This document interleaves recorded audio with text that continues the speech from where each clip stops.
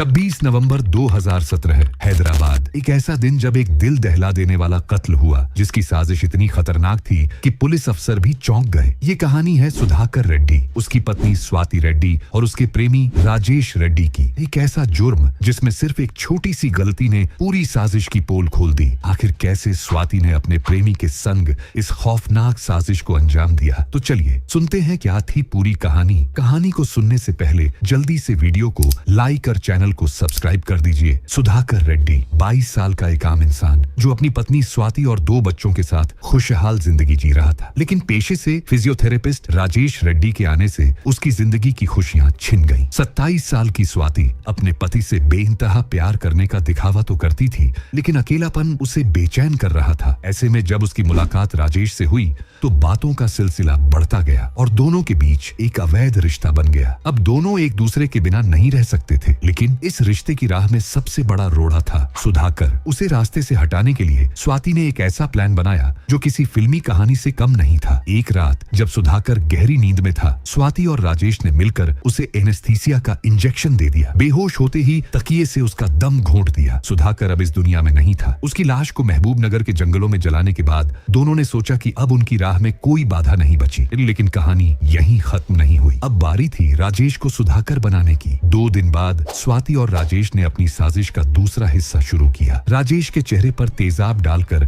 उसे जलाने का नाटक किया गया ताकि उसकी पहचान मिट जाए। फिर स्वाति ने सुधाकर के परिवार को फोन किया, किसी ने सुधाकर पर तेजाब फेंक दिया है। सुधाकर के माता पिता और रिश्तेदार तुरंत अस्पताल पहुंचे। वहां जल चुके राजेश को उन्होंने सुधाकर समझ लिया। स्वाति लगातार रोती बिलखती दिख रही थी। डॉक्टरों ने राजेश की प्लास्टिक सर्जरी की और इलाज शुरू हो गया। पहले तो सब कुछ सही लग रहा था, लेकिन धीरे धीरे परिवार को शक होने लगा। राजेश उन बातों को भूल जाता जो सुधाकर कभी नहीं भूल सकता था। उसने अपने रिश्तेदारों को ठीक से पहचाना भी नहीं। अब स्वाति और राजेश ने बहाना बनाया कि सुधाकर की याददाश्त कमजोर हो गई है, लेकिन परिवार को यकीन नहीं हो रहा था। फिर आई वो गलती जो इस खौफनाक साजिश की पोल खोलने वाली थी। एक दिन अस्पताल में राजेश को मटन सूप दिया गया। उसने तुरंत मना कर दिया और कहा कि वह शाकाहारी है, लेकिन सुधाकर का एक रिश्तेदार वहीं बैठा था जिसने यह सुना और चौंक गया, क्योंकि असली सुधाकर मांसाहारी था। रिश्तेदारों ने जब यह बात सुधाकर के पिता को बताई तो उन्होंने तुरंत राजेश से कुछ बेहद निजी बातें पूछी। राजेश जवाब नहीं दे सका। शक अब यकीन में बदल गया। सुधाकर के परिवार ने पुलिस को पूरी कहानी बताई। पुलिस ने राजेश के फिंगरप्रिंट लिए और आधार कार्ड सिस्टम से जांच की। यह राजेश रेड्डी निकला, सुधाकर नहीं। इसके बाद पुलिस ने उस इलाके की सीसीटीवी फुटेज खंगाली